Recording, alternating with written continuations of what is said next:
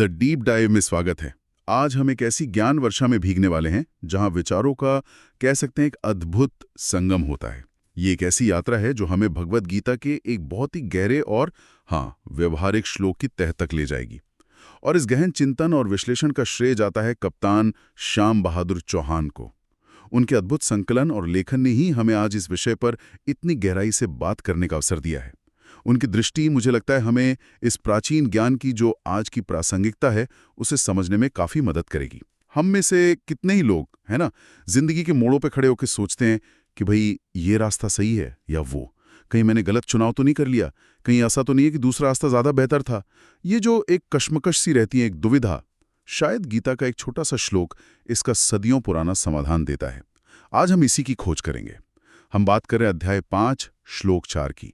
सांख्य योगों पृथक बाला प्रवदन्ति न पंडिता एकम्याप्य आस्थितः सम्यक उभयोर विन्दते फलम। तो आज हमारी कोशिश रहेगी इस श्लोक के असल मायने समझने की, ये जानने की कि ये आज हमारे लिए, हमारी रोजमर्रा की जिंदगी, हमारे रिश्तों, हमारे कामकाज के लिए कितना जरूरी है और कैसे ये वाकई, जैसा कहा गया, मानव कल्याण का एक सूत्र बन सकता है।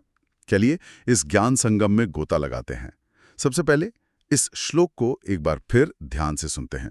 सांख्य योगौ पृथक बालाः प्रवदन्ति न पंडिताः एकम अप्यास्थितः सम्यग् उभयोर विन्दते फलम। सुनने में कितना गहरा लगता है। इसके शब्दों का क्या अर्थ है, थोड़ा विस्तार से बताएं। बिल्कुल, इसकी गहराई समझने के लिए देखिए शब्दों को पकड़ना जरूरी है। सांख्य योगौ, यहाँ सांख्य का मतलब है ज्ञान का मार्ग, मतलब विवेक का रास्ता, और योग का अर्थ है कर्म का मार्ग, खासकर निष्काम कर्म योग। तो ये उन दो मुख्य मार्गों की बात हो रही है। पृथक यानी अलग अलग, भिन्न।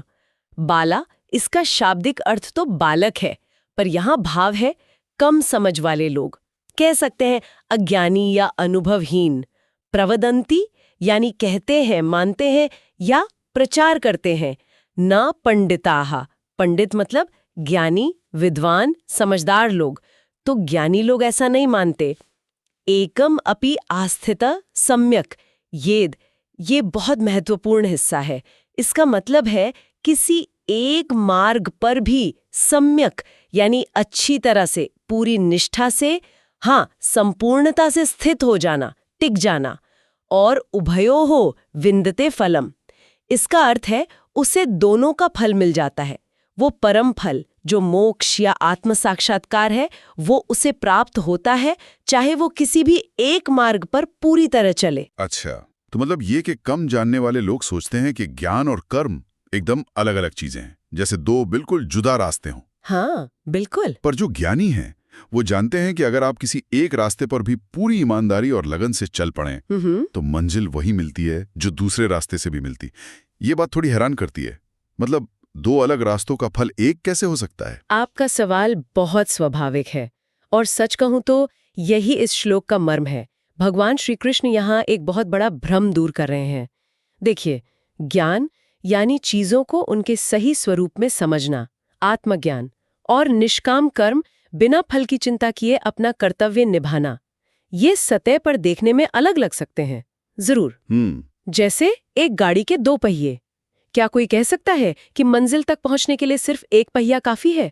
नहीं ना? नहीं, बिल्कुल नहीं। ज्ञानी व्यक्ति ये देखता है कि ये दोनों एक दूसरे के पूरक हैं, विरोधी नहीं। शुद्ध कर्म करने के लिए सही समझ यानी ज्ञान का होना जरूरी है, वरना कर्म अंधा हो सकता है ना? सही बात है। और ज्ञान को सिर्फ दिमाग में रखना काफी नहीं, उसे जीवन में उतारने, उसे पचाने और परिपक्व बनाने के लिए कर्म का अभ्यास यानी उसे एक्शन में लाना, वो सहायक होता है। इसलिए ज्ञानी इनमें भेद नहीं देखता, वो इनकी एकता को समझता है। ये तो बहुत दिलचस्प बात है। मतलब ये सिर्फ ये नहीं कह रहा कि दोनों रास्ते अपनी अपनी जगह ठीक हैं। नहीं, बल्कि ये कि एक पर पूरी तरह चलने से दूसरे का सार भी मिल जाता है। हाँ, बिल्कुल। इसका मतलब ये हुआ कि जीवन में हमें इस चिंता में घुलने की जरूरत नहीं कि काश मैंने वो चुना होता। बल्कि जो चुना है उसे ही पूरी शिद्दत से जिएं। यही बिल्कुल सही पकड़ा आपने। और इसका एक ऐतिहासिक संदर्भ भी है जो इसे और स्पष्ट करता है।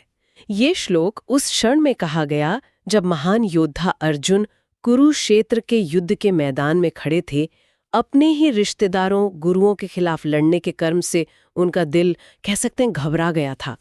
वो तो बहुत कठिन परिस्थिति थी। सही है, वो कर्म और ज्ञान के बीच बुरी तरह उलझ गए थे। तब श्री कृष्ण ने उन्हें समझाया कि कर्म छोड़ना जरूरी नहीं है। अपने धर्म, अपने कर्तव्य का पालन करना अगर वो सही समझ और निष्काम भाव से किया जाए तो वो खुद ही ज्ञान का एक रूप है। यही कर्म योग है। अच्छा, आज के समय में सोचिए, कितनी ही बार युवा इस दुविधा में पड़ते हैं, ये करियर लूं या वो, इस शहर में रहूं या उस शहर में जाऊं, ये जीवन शैली अपनाऊं या वो। हाँ, ये तो बहुत आम है आजकल। गीता का संदेश कालातीत है। एक मार्ग चुनो जो तुम्हारे स्वभाव के अनुकूल हो और फिर उस पर सम्यक आस्थितः, पूरी निष्ठा, पूरी दृढ़ता से चलो। सफलता, शांति, सार्थकता सब उसी समर्पण से मिलेगा, न कि लगातार रास्ते बदलने या दूसरों के रास्तों को देखकर जलने से। तो ये जो फोमो वाली बात है, हाँ, एकदम, ये उसका सटीक इलाज है, सच पूछिए तो। और देखिए, इस श्लोक की व्याख्या कई महान चिंतकों ने अपने अपने ढंग से की है, जो इसकी बहुआयामी प्रकृति को दर्शाती है। जैसे आदि शंकराचार्य, जो ज्ञान मार्ग पर बहुत जोर देते थे, उन्होंने भी माना कि निष्काम कर्म योग चित्त शुद्धि करता है। चित्त शुद्धि मतलब मन की सफाई। हाँ, बिल्कुल, यानी मन को साफ करके ज्ञान ग्रहण करने लायक बनाता है। तो कर्म योग ज्ञान के लिए एक आवश्यक तैयारी है, एक दरवाजा खोलता है, ऐसा कह सकते हैं। वहीं रामानुजाचार्य, जो भक्ति पर जोर देते थे, उनके अनुसार ज्ञान और कर्म दोनों ही ईश्वर तक पहुंचने के साधन हैं, खासकर जब वो भक्ति के साथ जुड़ जाएं। वो एक दूसरे पर निर्भर करते हैं। स्वामी विवेकानंद ने इसे आधुनिक युग के लिए बेहद प्रासंगिक बताया। उन्होंने कहा कि आज की भागदौड़ वाली दुनिया में कर्मयोग सबसे व्यवहारिक मार्ग है। पूरी निष्ठा से अपना काम करना ही आपको ज्ञान और अंततः मुक्ति तक ले जा सकता है। और संत ज्ञानेश्वर ने तो क्या खूब कहा, उन्होंने ज्ञान और कर्म की तुलना सूर्य और उसकी धूप से की। सूर्य और धूप? हाँ। क्या आप सूर्य को उसकी धूप से अलग कर सकते हैं? नहीं, ये तो असंभव है। बिल्कुल।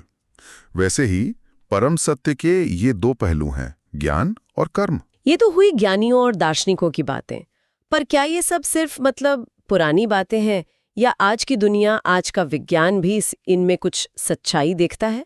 कहीं ऐसा तो नहीं कि ये बस आस्था की बात हो? ये बहुत अच्छा सवाल है, और शायद ये जानकर थोड़ी हैरानी हो कि ये प्राचीन ज्ञान आधुनिक विज्ञान की कुछ खोजों से कितनी खूबसूरती से मेल खाता है। सच में? जैसे? हाँ, उदाहरण के लिए न्यूरोसाइंस या मस्तिष्क विज्ञान को लीजिए। आज वैज्ञानिक कहते हैं कि जब आप किसी एक काम पर गहरा ध्यान लगाते हैं, जिसे श्लोक में एकम स्थितः कहा गया है, हाँ, एक पर स्थित होना, बिल्कुल, तो आपके मस्तिष्क में सचमुच बदलाव आते हैं। न्यूरोप्लास्टिसिटी नाम की एक प्रक्रिया होती है, वो तेज होती है। न्यूरोप्लास्टिसिटी? हाँ, यानी दिमाग में नए कनेक्शंस बनते हैं, वो हिस्सा मजबूत होता है।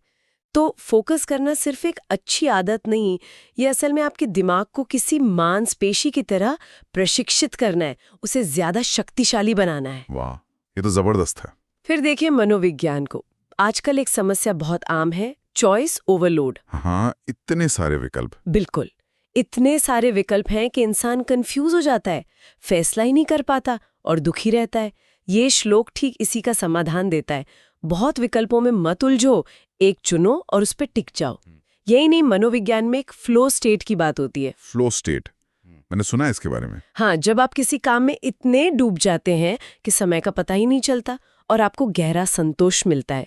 ये फ्लो तभी आता है जब आप एक चीज पर पूरी तरह केंद्रित हो, एकम यासितः। सही है। यहाँ तक कि सामाजिक विज्ञान में भी इसका प्रतिबिंब दिखता है। दुनिया में जितने भी सफल आंदोलन हुए हैं, चाहे वो आजादी की लड़ाई हो या कोई सामाजिक सुधार, आप देखेंगे कि उनमें एक स्पष्ट सोच, एक दर्शन, ज्ञान और उसे जमीन पर उतारने की ठोस कार्य योजना, कर्म का संतुलन था। सिर्फ बातें करने से या बिना सोचे काम करने से बड़े बदलाव नहीं आते। वाह, ये तो कमाल है कि हजारों साल पहले कही गई बात आज साइंस भी एक तरह से मान रही है। हाँ, बिल्कुल। तो अगर ये इतना शक्तिशाली सिद्धांत है, तो आज की हमारी जिंदगी में जो इतनी तेज रफ्तार, तनाव और भागदौड़ से भरी है, उसमें ये हमें कैसे मदद कर सकता है? इसकी आज क्या अहमियत है? देखिए, इसकी अहमियत आज शायद पहले से भी ज़्यादा है, कई स्तरों पर। सबसे पहले मानसिक शांति। जैसा मैंने पहले कहा, ये FOMO यानी फियर ऑफ मिसिंग आउट, कुछ छूट जाने का डर उसको कम करता है। हाँ, ये डर तो बहुत लोगों में होता है। बिल्कुल। ये हमें समझाता है कि हर रास्ते में कुछ अच्छा होगा, कुछ मुश्किल। असली संतोष और पूर्णता अपने चुने हुए रास्ते को पूरी तरह जीने में है, न कि हमेशा दूसरों की थाली में झांकने में। ये मन की भटकन को शांत करता है। दूसरा, ये सामाजिक सद्भाव बढ़ाता है। जब हम समझते हैं कि अलग-अलग रास्ते भी एक ही मंजिल तक जा सकते हैं, तो मेरा रास्ता ही सही, बाकी सब गलत वाली जो कट्टरता होती है ना, वो कम होती है। वो कम होती है। ये हमें दूसरों के प्रति, उनके चुने हुए जीवन मार्ग के प्रति ज्यादा सहिष्णु और सम्मानजनक बनाता है। ये समाज में टकराव कम करता है। तीसरा, ये आध्यात्मिक स्पष्टता लाता है, खासकर उन लोगों के लिए जो गृहस्थ जीवन में है, पारिवारिक जिम्मेदारियां निभा रहे हैं। हाँ, उनके लिए तो ये बहुत प्रासंगिक होगा। बिल्कुल। उन्हें अक्सर लगता है कि शायद सन्यासियों या साधुओं का मार्ग ही श्रेष्ठ है। ये श्लोक उन्हें आश्वासन देता है कि अपने कर्तव्यों का, अपनी जिम्मेदारियों का पूरी निष्ठा और ईमानदारी से पालन करना भी अपने आप में एक महान योग है, ज्ञान का मार्ग है। आपको घर छोड़कर जाने की जरूरत नहीं, अपने कर्म क्षेत्र को ही साधना स्थली बना लीजिए। ये सुनने में तो बहुत गहरा और उपयोगी लग रहा है, लेकिन जैसा अक्सर होता है, सिद्धांत को अमल में लाना मुश्किल होता है। तो अब आते हैं इसके व्यावहारिक अनुप्रयोग पर, जिसे स्रोत सामग्री में भाग 3 में विस्तार से बताया गया है। हम इसे अपनी रोजमर्रा की जिंदगी में अपने व्यक्तिगत विकास के लिए कैसे इस्तेमाल कर सकते हैं? बिल्कुल। सिद्धांत तभी सार्थक है जब वो जीवन में उतरे, और व्यक्तिगत विकास के लिए तो ये एक मास्टर कुंजी की तरह है। दैनिक अभ्यास में इसे कैसे शामिल करें, ये सवाल उठता है। हाँ, बिल्कुल। एकाग्रता का अभ्यास। रोजाना बस 15-20 मिनट कोई भी एक काम चुने। पढ़ना, लिखना, कोई हुनर सीखना या बस अपना दफ्तर का काम, और उसे बिना किसी भटकाव के, मतलब मोबाइल, सोशल मीडिया वगैरह सब दूर रखकर करने की कोशिश करें। धीरे धीरे ये क्षमता बढ़ेगी। दूसरा, निर्णय और पूर्णता।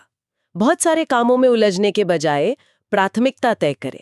कोशिश करें कि एक काम को हाथ में लें तो उसे पूरा करके ही दूसरे पर जाएं। ये जो मल्टीटास्किंग का मिथक है ना, हाँ, जो आजकल बहुत चलता है। हाँ, ये उसे तोड़ता है और काम में गहराई लाता है।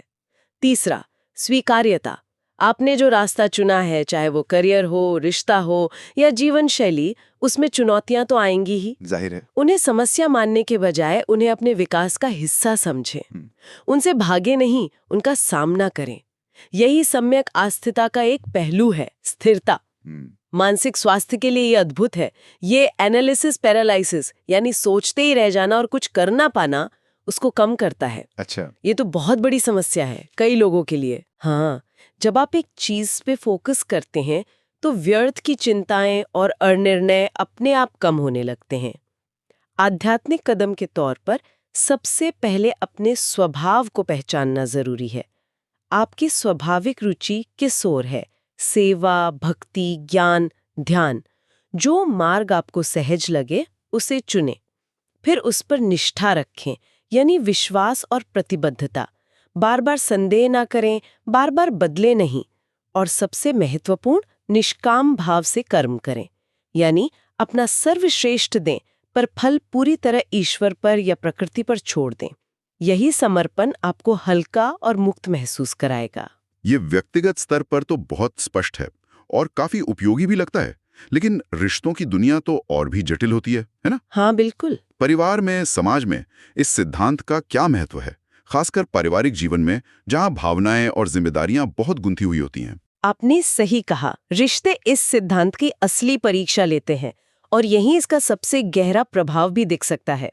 पारिवारिक सद्भाव की बात करें तो मान लीजिए पति पत्नी का रिश्ता है। एकम्प्यस्थिता का यहाँ सीधा मतलब है अपने चुने हुए साथी के प्रति पूरी निष्ठा और समर्पण। बाहरी आकर्षण या विकल्पों की ओर भटकने के बजाय अपनी पूरी ऊर्जा और ध्यान इस रिश्ते को सींचने, इसे बेहतर बनाने में लगाना। जब आपने साथ चलने का निर्णय लिया है तो उसे पूरी तरह निभाना, यही उस मार्ग पर सम्यक यानी भली भांति स्थित होना है। ये तो बहुत महत्वपूर्ण बात है। हाँ, अब बच्चों के पालन पोषण को लें। आजकल माता पिता अक्सर बच्चों पर 100 तरह की उम्मीदें लाद देते हैं, पढ़ाई में अव्वल, खेल में चैंपियन, संगीत में उस्ताद, सब कुछ एक साथ। हाँ, हर चीज में बेस्ट चाहिए। बिल्कुल, ये बाला दृष्टि है, यानी कम समझ वाली दृष्टि, कई नावों पर पैर रखने की कोशिश।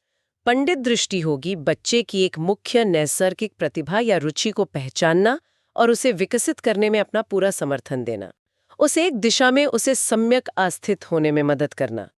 और विस्तृत परिवार या समाज में अक्सर अलग-अलग पीढ़ियों, अलग जीवन शैलियों, अलग विचारों में टकराव होता है, पारंपरिक बनाम आधुनिक वगैरह। हाँ, ये तो होता ही है। यहाँ पंडित या ज्ञानी की दृष्टि अपनाने का मतलब है ये समझना कि हो सकता है सबके तरीके अलग हों, पर शायद सबका अंतिम लक्ष्य सुख, सुरक्षा और कल्याण ही है। उनके मार्ग का उपहास करने या उसे गलत ठहराने के बजाय उसे समझने और सम्मान करने की कोशिश करना, ये सहिष्णुता ही सद्भाव लाएगी। और यहाँ, जैसा कि स्रोत में विशेष रूप से उल्लेख किया गया है, हमें महिलाओं की भूमिका पर खास ध्यान देना चाहिए। हाँ, ये बहुत जरूरी है।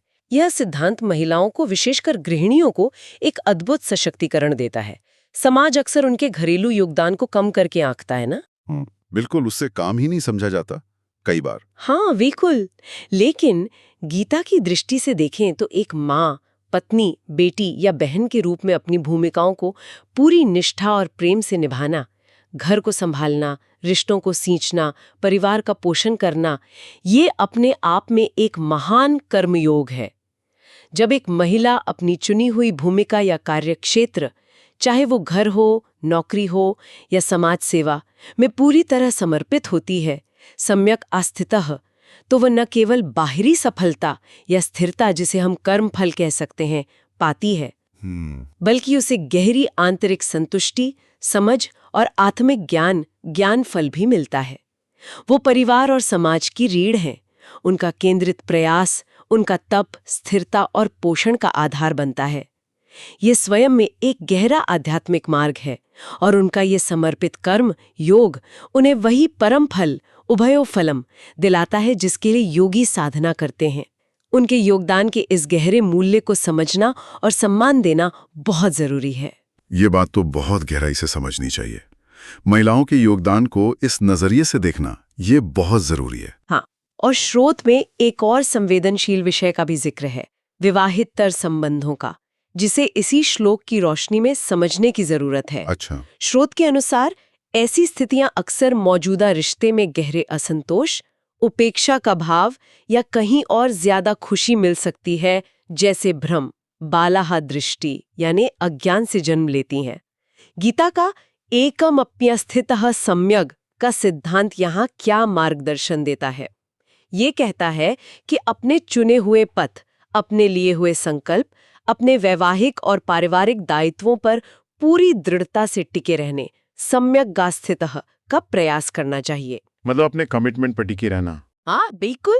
क्षणिक भावनाओं या बाहरी आकर्षणों के आवेग में बहने के बजाय विवेक, सही गलत की पहचान, दायित्व बोध, जिम्मेदारी का एहसास और अपने कर्मों के दूरगामी परिणामों जैसे परिवार, बच्चों, समाज पर ध्यान केंद्रित करना चाहिए। पंडित या ज्ञानी व्यक्ति वो है जो इन जटिल मानवीय भावनाओं और कमजोरियों को समझता तो है, पर फिर भी अपने कर्तव्य पथ से विचलित नहीं होता। वो ऐसा निर्णय लेता है जिससे दीर्घकालिक रूप से पारिवारिक एकता, सम्मान और सभी का हित सधे। ये पलायन के बजाय समाधान खोजने की, स्थिरता और शांति की ओर ले जाने वाली दृष्टि है। ये रिश्तों के बारे में बहुत ही व्यवहारिक और कह सकते हैं गहन अंतर्दृष्टि है। अब अगर हम कामकाज की दुनिया यानी व्यावसायिक जीवन की बात करें, तो वहां ये सिद्धांत कैसे लागू होता है, जहां अक्सर गलाकाट प्रतिस्पर्धा और नैतिकता पर सवाल उठते रहते हैं? हाँ, व्यावसायिक जीवन में भी ये सिद्धांत सोने की तरह खरा उतरता है। नैतिकता और ईमानदारी के स्तर पर सोचिए, अगर कोई व्यक्ति अपने काम, अपने व्यवसाय को पूरी ईमानदारी, पूरी निष्ठा, एकम्प्यास्थिता से करता है, भले ही उसे लगे कि शॉर्टकट से ज्यादा फायदा हो सकता है, तो गीता का वचन है कि उसे देर सवेर दोनों फल मिलेंगे।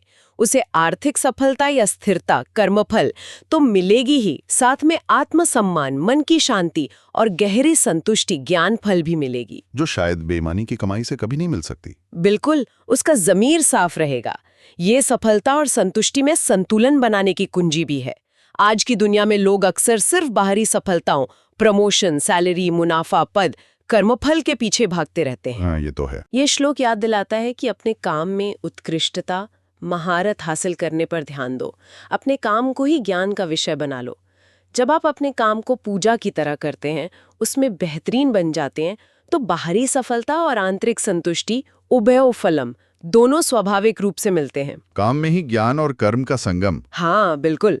और नेतृत्व के नजरिए से देखें तो एक अच्छा लीडर पंडित होता है। वो समझता है कि टीम की सफलता के लिए दोनों तरह के लोग जरूरी हैं। वो भी जो सोचते हैं, योजना बनाते हैं, विश्लेषण करते हैं। स्ट्रैटेजी वाले लोग। हाँ, और वो भी जो उन योजनाओं को जमीन पर उतारते हैं, एक्शन लेते हैं। योग प्रवृत्ति वाले। एक्शन लेने वाले। बिल्कुल।